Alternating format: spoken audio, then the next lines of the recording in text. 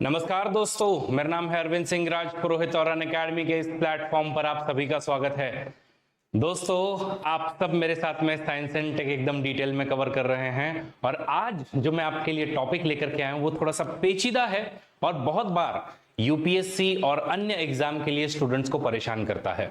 आज हम लोग स्टैंडर्ड मॉडल ऑफ फिजिक्स जो है, जिसके अंदर में 17 डिफरेंट टाइप्स ऑफ पार्टिकल्स हैं, एग्जैक्टली आपके न्यूट्रॉन्स कैसे बने, आपके प्रोटॉन्स कैसे बने, इन पर क्या खोज की जा रही है, सर्न का एक्सपेरिमेंट क्या है और न्यूट्रिनो ऑब्जर्वेटरी जो एंटार्क्टिका में लगाई हुई है एज वेल एज जो हमारे इंडिया में आने वाली है, ये सब क्या है, ये सब आज के इस सेशन में हम लोग देखेंगे। और ऑब्वियसली यूपीएससी का one of the favourite topic भी है और जितने भी फिजिसिस्ट है उनके लिए तो सबसे बड़ा टॉपिक है ये। तो बिना किसी देरी के शुरुआत करते हैं। अगर आप नए हैं तो आप सबको बता दूं कि मैं आप सबके लिए साइंस एंड टेक डिटेल में let's crack UPSC CSE channel पर कवर करवा रहा हूं।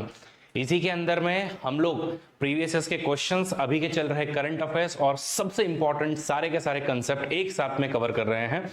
अगर आप लोगों को अन्य लेक्चर्स देखने हैं, आप लोग जा करके इसी चैनल पर देख सकते हो। अगर आपको नहीं मिल रहे हैं, कमेंट में हमें लिख करके बताइए, मैं आप लोगों को खुद उसकी लिंक जरूर दूंगा। ये मैंने एक जिम्मा उठाया कि साइंस एंड टेक आपका, चाहे आप यूपीएससी की एग्जाम दे रहे हो या और कोई भी एग्जाम दे रहे हो, एकदम पक्के तरीके से आपका करवा करके रहेंगे। तो मेरा नाम है अरविंद सिंह राज पुरोहित और शुरू करते हैं स्टैंडर्ड मॉडल ऑफ फिजिक्स के साथ में। तो देखिए, होता क्या है, स्टैंडर्ड मॉडल ऑफ फिजिक्स अगर आप लोगों को समझना है तो पहले आपको स्केल समझना पड़ेगा कि कौन से लेवल की हम बात कर रहे हैं। हम लोग एटम तक तो जाएंगे ही, लेकिन एटम से भी, और एटम भी किसी चीज से बने हुए, एटम में भी अगेन आपने न्यूट्रॉन, प्रोटॉन, इलेक्ट्रॉन ये सब सुना है, लेकिन ये भी किसी चीज से बने हुए हैं क्या, उस लेवल तक हम लोग जाने वाले हैं। तो फिजिक्स की जहां तक हम बात करें तो फिजिक्स को हम लोग दो वर्ल्ड में अब आजकल हम लोग जो डिवाइड करते हैं। एक वर्ल्ड जो है जिसको हम लोग जो है वो न्यूटोनियन फिजिक्स कहते हैं, न्यूटोनियन फिजिक्स, जिसमें थोड़ी सी एक साइजेबल, अगर एक साइज, एक पर्टिकुलर साइज के ऊपर में अगर कोई चीजें हैं तो वो न्यूटन के लॉज को फॉलो करते हैं, लेकिन जैसे जैसे इसका साइज जो है वो कम होते जाता है, जिसको हम लोग क्वांटम फिजिक्स कहते हैं, तो उस वर्ल्ड में न्यूटन के लॉज थोड़े अप्लाई होने बंद हो जाते हैं। तो वही उसको एक्सप्लेन करने के लिए जो हमारे पास में मॉडल है उसको हम लोग स्टैंडर्ड मॉडल ऑफ फिजिक्स कहते हैं। तो ये लेवल जब आपकी नीचे गिरते जाती है, अगर हम लोग मेजरमेंट की बात करें तो मेजरमेंट में गीगामीटर है, मेगामीटर है, किलोमीटर है, decimetre, centimetre, millimetre, micrometre, nanometre और पिकोमीटर। तो जब हम लोग इस रेंज में जाते हैं 10⁻⁻12 के रेंज में, तो नैनो टेक्नोलॉजी का लेक्चर मैंने ऑलरेडी ले लिया है। उसमें नैनोमीटर में हम लोग कैसे जाते हैं वो वाली बात हमारी हो चुकी है। अगेन बता रहा हूं, अगर आप लोगों ने नहीं किया है, वो वाला वीडियो नहीं देखा, तो आप डेफिनेटली आगे देख सकते हैं। तो अब हम लोग जिस रेंज में जाने वाले वो पिकोमीटर के रेंज में, 10⁻12 के रेंज में अब हम लोग जाने वाले हैं। तो शुरू करते हैं। बट इससे पहले कई सालों से हर एक सभ्यता बस दो चीजों पर मेजरली फोकस कर रही है। क्या कि एक, मतलब ये यूनिवर्स जो है वो किन चीजों से बना है, क्या है वो स्मॉलेस्ट चीज जो है या स्मॉलेस्ट एलिमेंट जो है वो क्या है। तो हम लोगों ने कहा कि भाई ये कंपाउंड है, ये कंपाउंड के अंदर में अगर आप गए तो उसके बाद में आपको एलिमेंट मिला, एलिमेंट को अगर हमने देखा तो अगेन उसके अंदर में आपको प्रोटॉन और न्यूट्रॉन मिले, इलेक्ट्रॉन मिले। लेकिन जब इवन इसके भी छोटे वाले पार्ट में गए तो वहां से शुरू होता है आपका क्वांटम फिजिक्स। तो यूनिवर्स में हमेशा से हम सोचते रहे कि क्या है वो चीज जिससे बने हैं हम लोग, वो सबसे छोटी चीज का नाम क्या है। और दूसरी जो चीज होती है, ये अगर वो सबसे छोटी चीज है तो ऐसी मल्टीपल चीजें होंगी, ऐसी छोटी चीजें, इन छोटी चीजों को कौन सा फोर्स है जो बाइंड कर करके रखता है, तो वो फोर्स कौन सा है। तो what is the most fundamental question that humans have, और सदियों से ये चलते आ रहा है कि एक, मतलब what is the world made up of, किससे बना है, और दूसरा व्हाट होल्ड्स इट टुगेदर, क्या है, कौन सा वो फोर्स है जो इसको बाइंड करके रखता है। And let me tell you, standard model of physics is one such answer जो इन दोनों भी चीजों का उत्तर देने की कोशिश करेगा। तो चलिए शुरू करते हैं। सबसे पहले मैं आप लोगों को बता दूं कि एटम तक सबको पता है, ठीक है। एटम जो है उसमें हम सब ने सुना है कि एकदम सेंटर में जो है वो न्यूक्लियस है। न्यूक्लियस के अंदर में आप लोगों को प्रोटॉन्स और न्यूट्रॉन्स ये जो है वो आपको मिलेंगे, ये सारे के सारे एक साथ में है। तो उसके बाद में अगेन बाद में अलग अलग इलेक्ट्रॉन के शेल्स हैं और इसमें इलेक्ट्रॉन जो है वो इसके इर्द गिर्द में कंटिन्यूसली ऑर्बिट करते रहते हैं। लेकिन क्या आप लोगों को पता है कि ये जो एटम के अंदर में ये जो इसकी जगह है, इसमें से मेजरली 99.99999999% एम्प्टी स्पेस है। Literally it's an empty space. तो आप देखो इसके अंदर में अगर देखोगे तो आप इसको अगर कंपेयर करने जाओ तो ऐसा समझ लो कि जैसे कि हमारे सोलर सिस्टम में 99% वेट जो है वो सन का है और बाकी सब चीजों का कुछ भी वेट नहीं है। बस उसी तरीके से आप लोग देखो कि यहाँ पर न्यूक्लियस है और इलेक्ट्रॉन देखो कितने दूर है। तो 99% स्पेस जो है वो हमारी पूरी पूरी एम्प्टी है, कुछ भी नहीं है इसके अंदर में, कुछ भी नहीं है, एम्प्टी स्पेस है। और ये आप लोगों के यहाँ पर जो है वो न्यूक्लियस मेजरली आता है। तो इसके बारे में अगर हम देखें तो ये आपका मेन टॉपिक है। अच्छा, इससे पहले कि हम लोग आगे बढ़े, क्वांटम मैकेनिक्स में बढ़े, तो क्वांटम का मतलब क्या होता है? क्वांटम का मतलब होता है छोटे छोटे छोटे छोटे टुकड़े करना। तो एकदम जो सबसे छोटी से छोटी चीज है उसको पढ़ना, तो वो है आपका क्वांटम मैकेनिक्स। अनअकैडमी अभी जस्ट यूपीएससी के रिजल्ट जो है वो आए हैं और हर बार की तरह इस बार भी हमने अपना परचम लहराया है। 320 से भी ज्यादा कैंडिडेट जो हैं वो अनअकैडमी से पढ़े हैं और एग्जाम को क्वालिफाई किए हैं। अगर हम टॉप 10 में बात करें तो 4 लर्नर्स हमारे ही हैं, AR1 आदित्य श्रीवास्तव। तो इनका वीडियो आप हमारे अनअकैडमी के वो लास्ट माइल प्रोग्राम में जो इन्होंने हमको इंटरव्यू दिया था, प्लस इन्होंने जो वीडियोस देखी हैं हमारे प्लेटफॉर्म पर, वो सब हम लोगों ने साझा किया हुआ है। अपार्ट फ्रॉम दैट AR6 जिनका नाम है Srishti Dabas, apart from that AR3 ये ऑनलाइन प्लेटफॉर्म की लर्नर है, दोनूरू रेड्डी, और उसके बाद में नौशीन ये भी हमारी ऑनलाइन प्लेटफॉर्म की लर्नर है। तो अनअकैडमी के लर्नर जो है वो इस बार भी अपना झंडा बुलंद किए हैं अनअकैडमी का। तो इसी खुशी में अनअकैडमी जो है वो आप लोगों के लिए कर रही है बिगेस्ट प्राइस ड्रॉप। मतलब क्या? मतलब सीधा हम लोग प्राइस जो है वो आधे से भी ज्यादा हम गिरा रहे हैं। जो चीज आपको अनअकैडमी का प्लस सब्सक्रिप्शन 75,380 रुपए में मिलता था, अब वो सिर्फ और सिर्फ 30,000 रुपीज में आपको मिलेगा। Let me again tell you, सिर्फ 30,000 में आप लोगों को ये सब्सक्रिप्शन मिलेगा। अपार्ट फ्रॉम दैट 15 महीने का सब्सक्रिप्शन मिल रहा है। 12 महीने तो देते ही थे, 3 महीने मतलब क्या? आम के आम गुठलियों के दाम। आम क्या है? आपको 30,000 मिल रहा है। गुठलियां क्या है? जिसके दाम आपको मिल रहा है 3 महीने का आपको और एक्सटेंडेड सब्सक्रिप्शन मिल रहा है। ये एंड ऑफर जो है वो आज ही खत्म हो जाएगा। लास्ट डे है 21 अप्रैल है। तो प्लीज आज इस ऑफर का आप लोग जो है वो लाभ लीजिए। ओके, तो अगर आप भी चाहते हो कि अगली बार ऐसे ही जब 320 प्लस से ज्यादा लर्नर जब सिलेक्ट हो उसमें आपका भी नाम आए, तो आज के आज सब्सक्रिप्शन इसको लीजिए। ठीक है, तो ये बात हम लोगों ने कर ली है। अपार्ट फ्रॉम दैट हमारी अलग अलग बैचेस जो हैं वो आ रही हैं। CSE जो भी 2025 का प्रिपरेशन करना चाहते हैं, चाहे आप इसके लिए इंग्लिश की बात करें, चाहे आप इसके लिए इंग्लिश की बात करें या हिंदी मीडियम की बात करें, हम लोग सारी की सारी बैच लेकर के आ रहे हैं। इंग्लिश के लिए आरंभ बैच, इंग्लिश के लिए ऑनलाइन क्लासरूम प्रोग्राम है, और हिंदी के लिए लक्ष्य नाम की बैच हम लोगों की आ रही है। अलग अलग ऑप्शनल्स लॉन्च हो रहे हैं अप्रैल के महीने में। मैं खुद भी political science and international relations का ऑप्शनल सिखाता हूं, लेकिन मेरा पर्सनल मानना है कि हम जून से उसकी पढ़ाई अगर शुरू करें तो बेटर होगा। लेकिन बहुत सारे बच्चे ऐसे हैं जो अभी से ही अपना प्रिपरेशन शुरू करना चाहते हैं, तो PSR ये एजुकेटर्स, ज्योग्राफी ये एजुकेटर्स और सोशियोलॉजी ये एजुकेटर्स लेकर के आ रहे हैं। अपार्ट फ्रॉम दैट हिस्ट्री, पबैड, मैथ्स, एंथ्रो और एग्रीकल्चर, ये सारे हमारे अलग अलग जो है सेशन शुरू हो रहे हैं। चलिए हम वापस अपने मुद्दे पर आते हैं, और वो है स्टैंडर्ड मॉडल ऑफ फिजिक्स। कि स्टैंडर्ड मॉडल ऑफ फिजिक्स में एग्जैक्टली क्या है। तो इसके अंदर में अगर हम बात करें तो इसमें 17 बेसिक एलिमेंट्री पार्टिकल जो है उनकी बात होती है। तो मैं आपको बता रहा था कि अब आप लोग एक चीज को इमेजिन कीजिए, आप लोगों ने ये वाली बात जरूर सुनी होगी कि लाइक जो चीजें हैं they will always repel each other. सही बात है, लाइक जो चीजें हैं they will always repel each other. अगर प्रोटॉन और प्रोटॉन दोनों में भी पॉजिटिव चार्ज है, तो डोंट यू थिंक कि इन लोगों ने न्यूक्लियस के अंदर में होना ही नहीं चाहिए था? समझ रहे हो? हम लोगों ने आज तक सिर्फ इतना ही सुना कि प्रोटॉन्स जो हैं सारे के सारे और न्यूट्रॉन जो है सारे के सारे सेंटर में न्यूक्लियस में मौजूद होते हैं, इलेक्ट्रॉन्स उनके इर्द गिर्द में घूमते रहते हैं। बराबर है, इलेक्ट्रॉन की प्रॉब्लम नहीं, क्योंकि इलेक्ट्रॉन अकेले अकेले अपना घूम रहे हैं।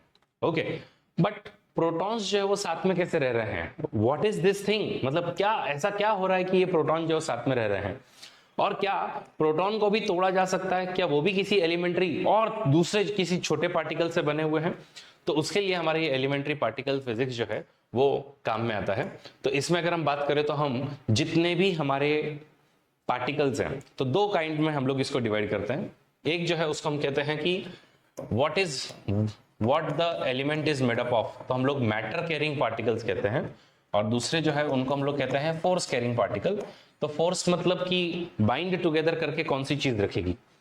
तो मैटर के जो पार्टिकल्स हैं उसमें से हम लोग क्वार्क्स के बारे में सुनते हैं, ठीक है। तो क्वार्क्स जो है वो आपको 6 टाइप के मिलेंगे, up, down, charm, strange, top and bottom, ऐसे क्वार्क्स हैं, ठीक है। ये क्वार्क्स से कैसे जो है वो आपके पार्टिकल्स बनते हैं, चलिए मैं आप लोगों को वो सबसे पहले सिखाता हूं और उसके बाद में हम लोग जो है वो आगे समझेंगे। तो देखिए क्वार्क्स जो है तो इसमें अप क्वार्क है और डाउन क्वार्क है, ओके। तो ये आपके one of the two particles हैं। तो क्वार्क्स में अप क्वार्क, डाउन क्वार्क, एक का जो चार्ज है वो पॉजिटिव 2/3 और दूसरे का जो चार्ज होता है -1/3। अब मैं अगर बात करूं कि प्रोटॉन कैसे बनता है और न्यूट्रॉन कैसे बनता है, न्यूट्रॉन बनता है एक अप और दो डाउन क्वार्क से। कैसे, तो एक अप मतलब कितना हो गया 2/3, ठीक है, लेकिन जो डाउन क्वार्क है वो -1/3 है, ये भी -1/3 इसके ऊपर में चार्ज है। तो इसके ऊपर -1/3 अगर मैं करूंगा तो मुझे मिलेगा 0, ठीक है। और 0 जब मिलता है इसका मतलब क्या हुआ कि न्यूट्रॉन जो है वो पूरा न्यूट्रल है और इसके ऊपर में 0 चार्ज आपको मिलेगा, ठीक है। इसके ऊपर में 0 चार्ज, आपने सबने सुना होगा कि न्यूट्रॉन जो है उसके ऊपर में कोई भी चार्ज नहीं होता है, लेकिन प्रोटॉन के ऊपर में 1+1 का चार्ज जो है वो आपको मिलेगा। अच्छा ये कैसे निकलेगा चार्ज, तो ये बनता है आपके दो अप क्वार्क से, दो अप क्वार्क और एक डाउन क्वार्क से। तो इसका मतलब हुआ कि 2/3 + 2/3 और डाउन का चार्ज क्या है -1/3। अगर मैंने इसको किया तो मेरा उत्तर आएगा 3/3 और 3/3 इज 1। तो इस तरीके से प्रोटॉन के ऊपर में जो है वो +1 का चार्ज आता है। तो प्रोटॉन और न्यूट्रॉन भी किसी चीज से बने हैं, उत्तर है यस। कौन सी चीज से, तो क्वार्क से बने हैं। जब आप न्यूट्रॉन की बात करते हो तो उसके अंदर में एक अप क्वार्क और दो डाउन क्वार्क है, और जब आप प्रोटॉन की बात करते हो तो उसके अंदर में दो अप क्वार्क और एक जो है वो डाउन क्वार्क आप लोगों को मिलेगा। तो इस तरीके से हमारे क्वार्क्स जो है वो बनते हैं।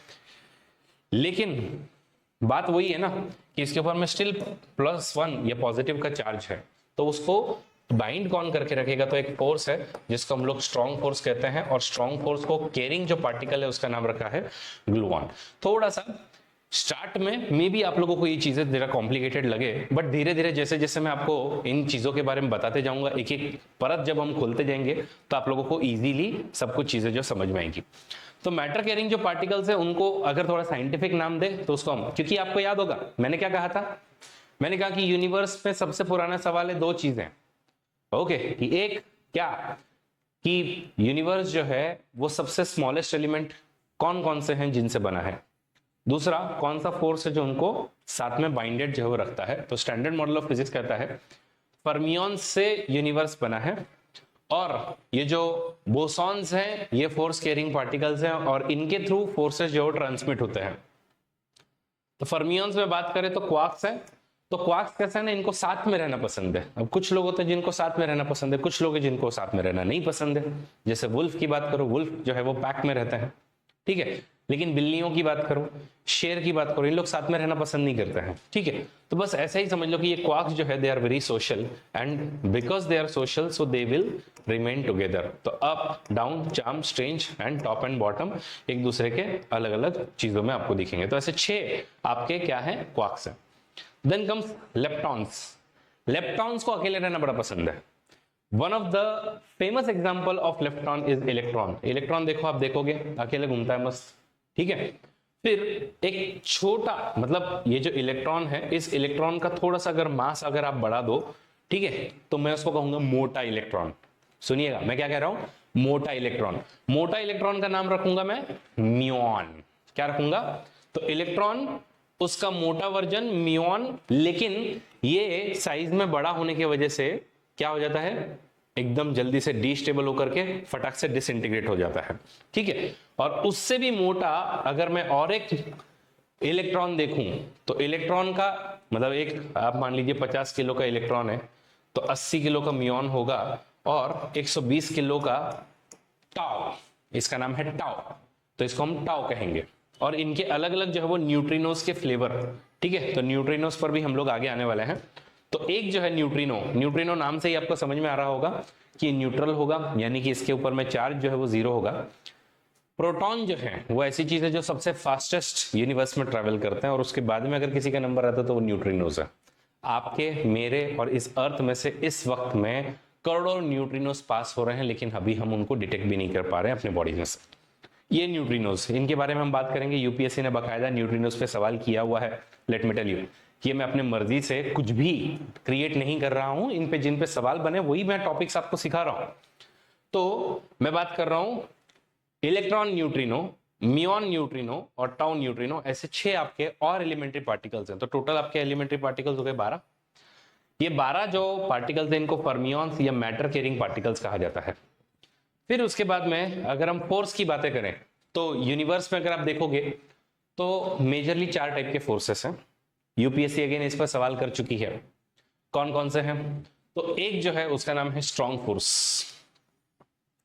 स्ट्रॉन्ग फोर्स किसके लिए रिस्पॉन्सिबल है? तो मैंने आपको कहा कि व्हाट इज वन रीजन कि प्रोटॉन और प्रोटॉन एक दूसरे को रिपेल करने के बावजूद भी तुम उस न्यूक्लियस के अंदर में बैठे हो।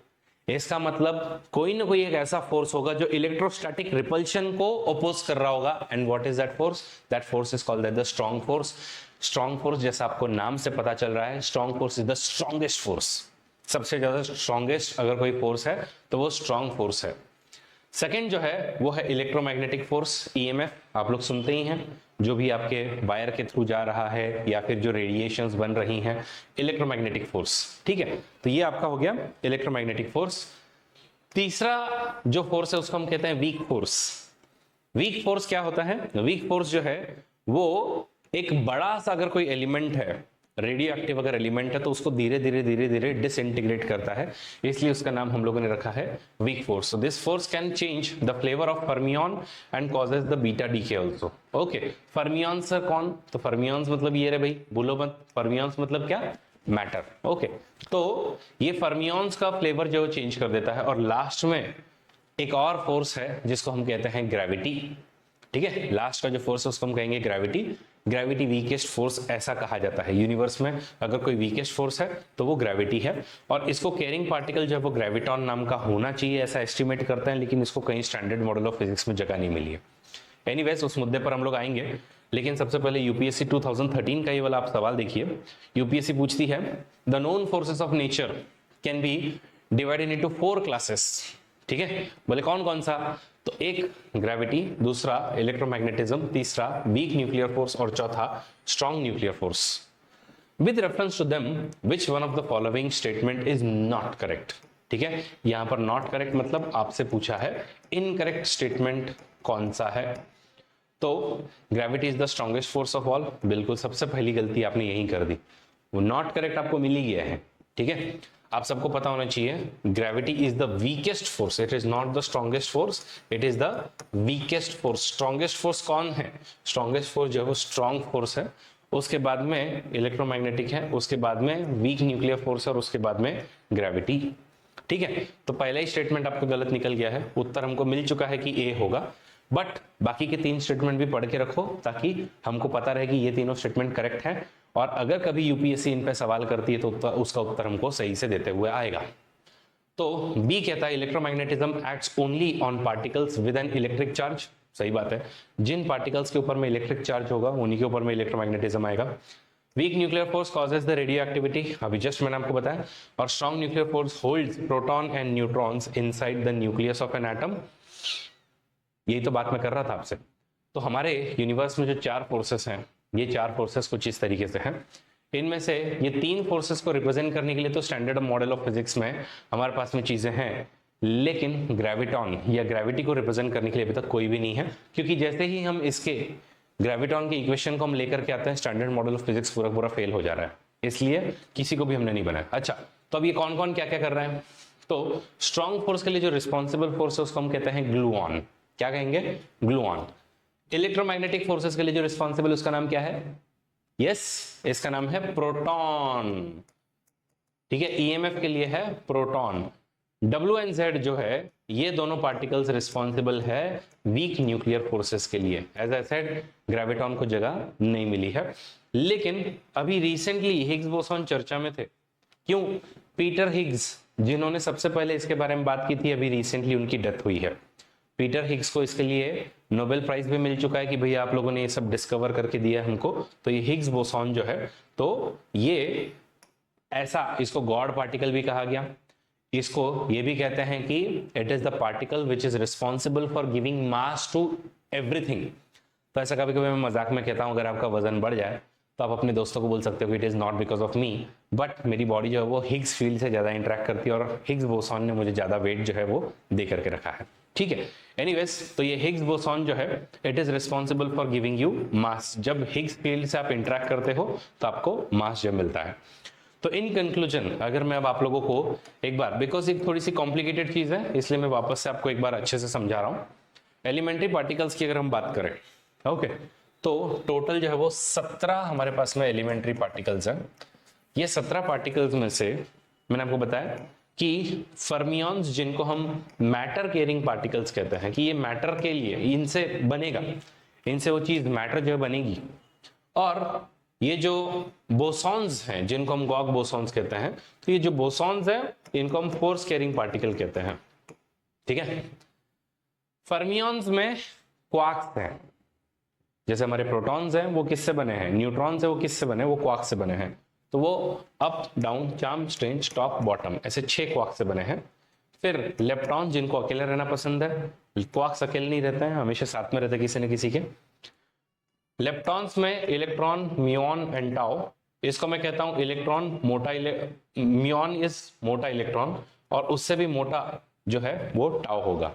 तो लेकिन मैंने आपको बताया यूनिवर्स में एग्जिस्ट तो करते हैं, इनको डिटेक्ट करना बहुत मुश्किल है। इसके लिए बहुत आप लोगों को एकदम स्टैंडर्ड लैब चाहिए होती है, बहुत ही हाईटेक आप लोगों को इसके इंस्ट्रूमेंट्स लगते हैं, तब जाकर के आप इन सबको डिटेक्ट कर पाते हो। और इसी के न्यूट्रिनोस के फ्लेवर्स, ओके, तो 3 आइसक्रीम के जैसे फ्लेवर्स है आपके पास में, electron neutrino, muon neutrino and tau neutrino. ये हो गए आपके 12 पार्टिकल जिनको हम फर्मियंस कहेंगे। And then comes your bosons. तो बोसॉन्स में आपके ग्लूऑन, ग्लूऑन क्या करेगा? स्ट्रॉन्ग फोर्स को कैरी करेगा। प्रोटॉन, प्रोटॉन क्या करेगा? प्रोटॉन जो है वो इलेक्ट्रोमैग्नेटिक फोर्स को कैरी करेगा। W and Z weak nuclear force को कैरी करेगा। और एक हिग्स बोसॉन हमने डिस्कवर किया जो मास को मास देने के लिए रिस्पॉन्सिबल है। तो गाइज इस तरीके से हमारे कुछ एलिमेंट्री जो है वो पार्टिकल्स हैं जो आप होप सब लोगों को मोटा मोटी क्लियर हो गए होंगे। तो बोसॉन्स मैंने आपको पहले ही बताया, ओके, कि बोसॉन जो है वो सत्येंद्रनाथ बोस के नाम से ही आए हुए हैं। ये मजेदार बात है। तो आइंस्टाइन के एक साथी थे जिनका नाम था सत्येंद्रनाथ बोस। यस, आपने सही समझा, इंडियन ओरिजिन के हैं ये। ओके, तो सत्येंद्रनाथ बोस जो है उन्होंने ये पार्टिकल्स के बारे में बात की थी। तो जब स्टैंडर्ड मॉडल ऑफ फिजिक्स हम लोग बनाए तो इस तरीके से हम लोग इसकी बारे में बात की। फोटोन और ग्लूऑन जो है इसके ऊपर में कोई भी चार्ज नहीं होता है। ठीक है, इवन मैंने आपको बताया न्यूट्रिनोज जो है उनके ऊपर में भी कोई भी चार्ज नहीं होता है। पहले जो है वो कहते थे कि इनके ऊपर में मास वास नहीं होता है। Photon is the only boson, okay, जो डीके नहीं होता है और इसका मास जो है वो 0 है, नेग्लिजिबल है। इसीलिए स्पीड ऑफ लाइट से ये ट्रैवल कर सकता है। तो स्पीड ऑफ लाइट मतलब फोटोन, लाइट जो है वो किससे बनी हुई है? तो लाइट जो है वो फोटोन से बनी हुई है। ओके, तो ये चीज जो है वो आप लोग समझ लीजिए। ग्लूऑन मैंने आपको बताया it is responsible for the strong force. ये चिपकाने का काम करेगा किसको? सारे क्वार्क्स को। देन इतना ही नहीं, न्यूट्रॉन्स जो हैं वो भी इससे बनते हैं और प्रोटॉन जो है वो भी चिपकाने के लिए रिस्पॉन्सिबल यही है। फोटॉन्स आपका इलेक्ट्रोमैग्नेटिक फोर्स को कैरी करता है, डब्ल्यू एन जेड, जो मैंने आपको बताया कि न्यूक्लियर डीके के लिए काम आता है। फर्मियंस की बात करें तो फर्मियंस मतलब मैटर कैरिंग पार्टिकल्स। क्वार्क्स मैंने आपको बताया, तो क्वार्क्स एंड लेप्टॉन्स ऐसे हम क्लासिफाई करते हैं। ठीक है, तो क्वार्क्स अकेले नहीं रहेंगे, लेप्टॉन्स अकेले रहेंगे, उसमें इलेक्ट्रॉन एंड न्यूट्रिनोज आप लोग जो है वो देखोगे। इलेक्ट्रॉन के ऊपर में चार्ज होता है -1 का, और क्वार्क्स में मैंने आपको बताया 2/3 और -1/3 का चार्ज होता है। इन्हीं से तो हमारी ये सब चीजें बनती हैं। तो न्यूट्रॉन जो है उसके ऊपर में 0 चार्ज है और इसके ऊपर में पॉजिटिव चार्ज जो है वो आपको मिलेगा। तो क्वार्क्स जो है ये आप लोगों की याद रखिएगा सबसे बेसिक एलिमेंट है। इन्हीं से इन्हीं से जो है वो आपके प्रोटॉन और न्यूट्रॉन बनते हैं। लेप्टॉन्स में अगर हम लोग थोड़ा सा कंपेयर करें तो देखिए कि कैट है, कैट से बड़ा क्या होता है, तो आप लोग अभी के लिए ऐसा पकड़ लीजिए कि लायन, तो वो मियोन, और फिर टाओ मतलब टाइगर, उससे बड़ा, तो थोड़ा सा इस तरीके का। और इनके ऊपर में जो मक्खियां बैठती हैं या फिर फ्लीस जो बैठती हैं, ओके, जो इनका खून वगैरह चूसेगी, तो इनको हम लोग जो है वो न्यूट्रिनो वगैरह बोल सकते हैं। ऐसा अगर आपको एक रफ थोड़ा सा कंपैरिजन करना है समझने के लिए, तो आप लोग जो कर सकते हो। अब ये 17 एलिमेंट्री पार्टिकल्स को समझने के बाद में हम चलते हैं लार्ज हेड्रॉन कोलाइडर पर। तो अगर आप लोग यहाँ पर जाओ, कहाँ, स्विट्जरलैंड और फ्रांस के बॉर्डर पर, तो इन्होंने अंडरग्राउंड जो एक लैब बनाई हुई है, एकदम बहुत ही सिस्टमैटिक लैब, मतलब कैसी, तो ये देखो, ये आप लोग देख रहे हो, तो ये एक्सेलरेटर लैब है। इसमें क्या करते हैं हम लोग, इसमें हम लोग जो हैं वो ऐसा पकड़ लीजिए कि 2 प्रोटॉन ले लीजिए, ठीक है, ये 2 प्रोटॉन जो है इनको हम लोग एक्सेलरेट करते हैं, ऐसे जोर जोर से घुमाते हैं घुमाते हैं घुमाते हैं घुमाते हैं घुमाते हैं घुमाते घुमाते, और घुमाने के बाद में सडनली हम दोनों जो है, हम इन दोनों का जो है वो क्रैश कराते हैं। और जब हम क्रैश कराते हैं तो उस समय में कहते हैं कि जो बिग बैंग के समय में जो जो चीज़ें हुई थी, वो सारी की सारी चीज़ें जो हैं, ये 2 प्रोटॉन जब लाइट के स्पीड से ट्रेवल करते हुए टकराते हैं तो वो सब होता है। और उसी समय में हम लोग स्टडी कर पाते हैं। तो ये देखो, आप लोग देख रहे हो, ये लार्ज हेड्रॉन कोलाइडर है, तो इसमें जो है वो ऐसे घूम रहे हैं जोर जोर से, एकदम फास्ट जो है वो हम लोग इसको घुमा रहे हैं। और घुमाने के बाद में ये दोनों का जब क्रैश होता है, तो क्रैश होने के बाद में सारे अलग अलग 17 पार्टिकल्स को हम ऑब्जर्व कर पाते हैं, ठीक है। तो 2013 में, ठीक है, इसी तरीके के एक पार्टिकल को, तो अब तक जो है वो बाकी के पार्टिकल्स का प्रूफ मिल गया था, लेकिन हिग्स बोसॉन को नहीं मिला था, इसलिए उसको गॉड पार्टिकल कह रहे थे। तो फिर 2013 में ये डिस्कवर हुआ, तो यूपीएससी ने इमीडिएटली आप लोगों से सवाल भी कर लिया। सवाल पढ़िए जरा, the efforts to detect the existence Higgs boson particle have become frequent news in the recent past. What is or are the importance of discovering this particle? ठीक है, कि अगर हम हिग्स बोसॉन को ढूंढ रहे हैं, हिग्स बोसॉन को अगर हमने ढूंढ लिया तो क्या हो जाएगा, तो 1, it will enable us to understand as why elementary particles have the mass, ठीक है। तो उत्तर तो है ना भाई, आपको सबको पता है कि Higgs boson is responsible for giving mass, तो मास दे रहा है क्या, कैसे दे रहा है, वो हमको पता चलेगा। It will enable us in the near future to develop the technology of transferring matter from one point to another without traversing the physical space between them. Basically, आप जो है कह रहे हो कि मैं, ठीक है, अपना मास जो है यहां से यहां पर इमीडिएटली ट्रांसफर कर सकता हूं विदाउट फिजिकली ट्रैवलिंग, ठीक है। तो ऐसा थोड़ी हो पाएगा, तो ऐसा कुछ होने वाला नहीं है। सेकेंड स्टेटमेंट जो आपकी रॉन्ग है। It will enable us to create better fuel for the nuclear fission. तो अगेन उसका भी कुछ ऐसा बात है ही नहीं, न्यूक्लियर फिजन की तो बात भी नहीं आ रही है।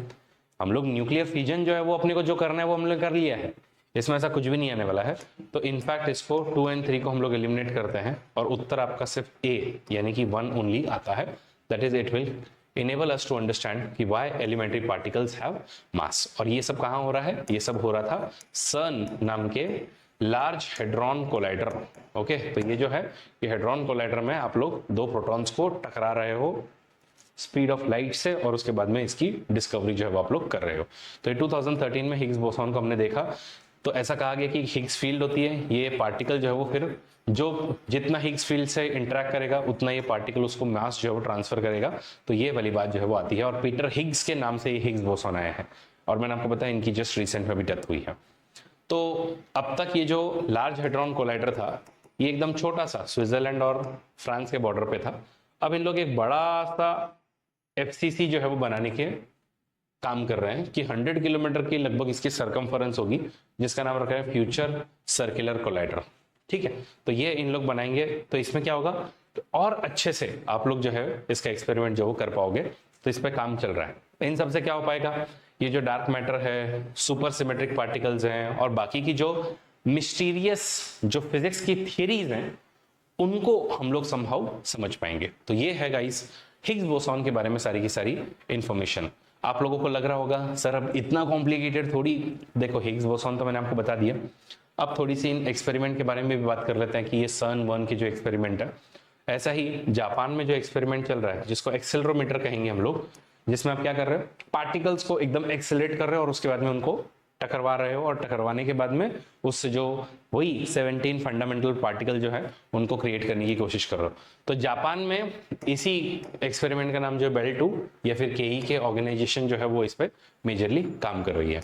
ओके, तो यूपीएससी ने देखो 2018 में पूछा था आपसे कि कौन सी टेक्नोलॉजी क्या है, तो बोल रहे हैं कि बेल 2। अब देखो अनलेस तुमने बेल 2 के बारे में पढ़ा है, तो अगर आप लोगों ने LHC लार्ज हेड्रॉन कोलाइडर नहीं पढ़ा तो ऑब्वियसली आप बेल 2 नहीं समझ पाओगे, और अगर आप बेल 2 नहीं समझ पाओगे तो फिर यूपीएससी में ऐसे जब सवाल यूपीएससी करती है तो नहीं उत्तर दे पाओगे।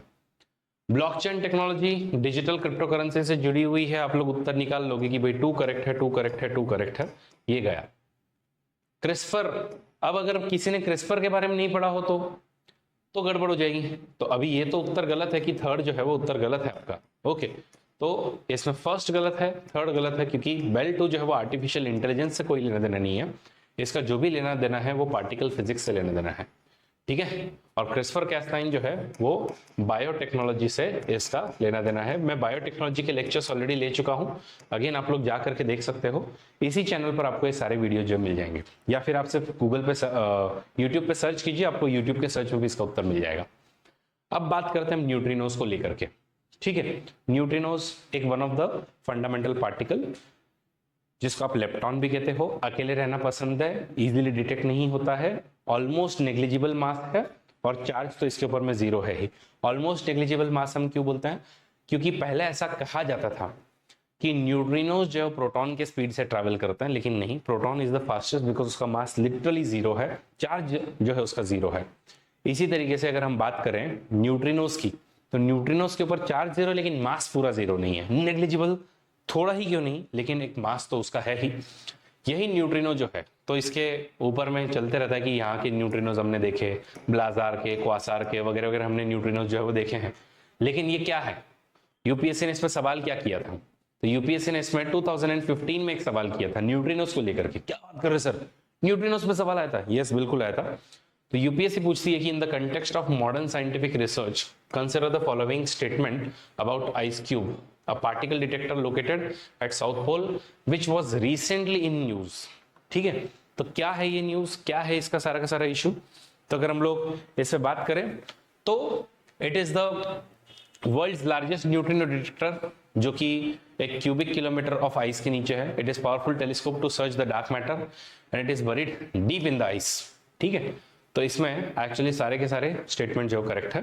तो न्यूट्रिनो, ये जो आइस क्यूब ऑब्जर्वेटरी है, ये न्यूट्रिनोस को डिटेक्ट करने के लिए है मेजरली। ओके, तो ये क्या करेगा, डार्क मैटर वगैरह है, इसको स्टडी तो अपने को करना ही है, लेकिन डार्क मैटर की स्टडी न्यूट्रिनोस के थ्रू होती है। ओके, तो वैसे इनडायरेक्टली ये वाला स्टेटमेंट आप लोग सही बोल सकते हो।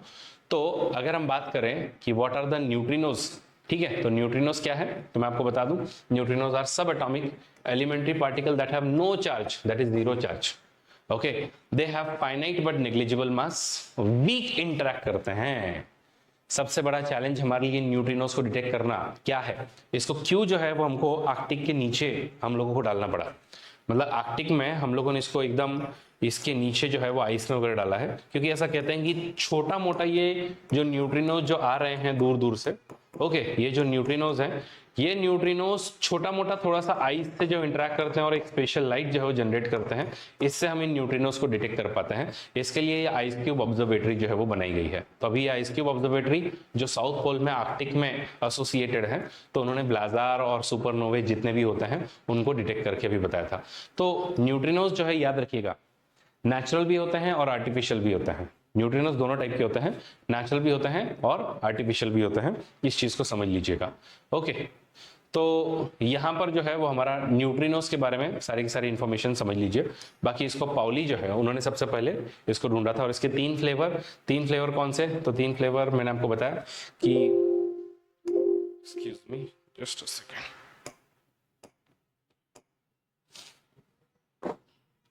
हाँ, इसके जो तीन फ्लेवर्स हैं उसके बारे में हमने ऑलरेडी बात कर ली थी। और वो बात हमने क्या की, हमने ये बात की कि इसका जो तीन फ्लेवर है वो है, एक तो इलेक्ट्रॉन का फ्लेवर है, एक म्यूऑन का है और एक टाउ का है। तो ऐसे तीन फ्लेवर में आपको मिलेंगे, ऐसा इसके बारे में बात है। बाकी आप लोग देखो, सबसे फास्टेस्ट अगर कोई है तो वो फोटॉन्स है। ओके, बाकी क्वार्क्स वगैरह, इलेक्ट्रॉन्स वगैरह, ये सब जो है वो इंटरेक्ट करते हैं, इसलिए थोड़े से स्लोवेस्ट है। इसी तरीके से ये आइस क्यूब ऑब्जर्वेटरी तो चलो मैंने आपको बता ही दिया कि अंटार्कटिका में है, साउथ पोल में है, ओके। और थोड़ा बहुत चार्ज पार्टिकल जो है ये जनरेट करती हैं, उससे हम लोग इनको ढूंढ पा रहे हैं। बाकी बहुत सारे कंट्री जो हैं इसमें कोलैबोरेट जो है वो कर ही रहे हैं। बाकी अलग अलग लोगों ने अपनी अपनी न्यूट्रिनो ऑब्जर्वेटरीज बनाई हुई है, जैसे कनाडा ने सडबरी में, कामियोका जापान में, ओके। फिर उसके बाद में इटली में आपको मिलेगा, साउदान माइंस जो है यूएसए में आपको मिलेगा। तो ये देखो, ये आप देखो, अगेन मैं आपको बता रहा हूँ, न्यूट्रिनोज की फैक्ट्रीज, यानी न्यूट्रिनो कहाँ से बन रहे हैं, हर जगह से बन रहे हैं। आर्टिफिशियली भी उनको लैब में बनाया जा सकता है, और नेचुरल सोर्सेज जो हैं जैसे सन है, ओके, या फिर सुपरनोवे हैं, ये है, तो इन सब को हम लोग एनी हाउ डिटेक्ट कर ही रहे हैं। जूनो नाम का एक अगेन ऑब्जर्वेटरी है जो चाइना में आपको मिलेगा। इंडिया में भी इस तरीके की इंडिया बेस्ड न्यूट्रिनो ऑब्जर्वेटरी आ रही है। इनफैक्ट इसी पे हम बात करते हैं, तो आप सबको बता दूं कि ये जो है, तो ये हमारा जो तमिलनाडु है, तो तमिलनाडु में बोडी हिल्स जो है थेनी डिस्ट्रिक्ट में आती हैं, ओके। तो बोडी वेस्ट हिल्स में थेनी डिस्ट्रिक्ट जो है वहां पर इसकी एक ऑब्जर्वेटरी जो है वो हम लोग लाने की कोशिश कर रहे हैं। अब प्रॉब्लम क्या हो रही है, लोगों को लग रहा है कि ये कोई तो न्यूक्लियर एक्सपेरिमेंट है, और न्यूक्लियर एक्सपेरिमेंट है तो उन लोगों को लग रहा है कि हम लोगों के ऊपर में इसके कोई उल्टे पुल्टे परिणाम ना हो, इसलिए लोग जो इसको थोड़ा अपोज कर रहे हैं। जबकि अगर हकीकत की बात अगर हम लोग करें तो वो ये वाली प्रॉब्लम नहीं है। इससे न्यूट्रिनोज को ढूंढने से, जैसे अब ये बॉडी हिल्स हैं इसके अंडर में, तो मैंने आपको बताया ऊपर में तो हम इसको स्टडी नहीं कर सकते, इसीलिए तो एंटार्क्टिका में भी आपने नीचे अर्थ के नीचे उसको बरी कर रहे हो थोड़ा सा, उसी तरीके से इसको भी हम लोग अर्थ के नीचे थोड़ा सा बरी कर रहे हैं, और बरी करने के बाद में हम लोग जो है इसको डिटेक्ट करने की कोशिश करेंगे, ठीक है। तो इसमें Tata institute of fundamental research जो कि मुंबई में एसोसिएटेड है, वो है, मल्टीपल आईआईटीज और यूनिवर्सिटीज, इन लोग सब ये अंडरग्राउंड लैब और आयन कैलोरीमीटर और आरएनडी जो है वो कर रहे हैं। लेकिन मैंने आपको बताया एनजीटी ने इसको अप्रूवल दे दिया, बट स्टेट गवर्नमेंट जो है वो खास करके वो कह रही है कि उन लोग थोड़ा दूसरा बहाना दे रहे हैं। उन लोग ये बहाना दे रहे हैं कि इससे वहां के जो एनिमल्स हैं उनके ऊपर में कुछ असर होगा, तो इसलिए उन लोग जो इसको परमिशन नहीं दे रहे, और थोड़ा सा मामला जो फंसा हुआ है।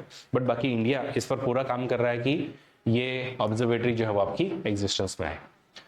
नेक्स्ट जो बात है गाइस, अगर हम लोग ये बना लेते हैं तो डेफिनेटली इसके फायदे होंगे ग्लोबल एजेंडा में, न्यूक्लियर नॉन प्रोलिफरेशन में, और अर्थ के अंदर में क्या है वो भी डिटेक्ट कर पाएंगे, क्योंकि न्यूट्रिनोज से हम लोग जो है वो मिनरल एंड ऑयल डिपॉजिट जो है कहाँ है, कैसा है, वो उनके अलग अलग फ्लेवर से हम लोग जो है पता कर सकते हैं, ठीक है।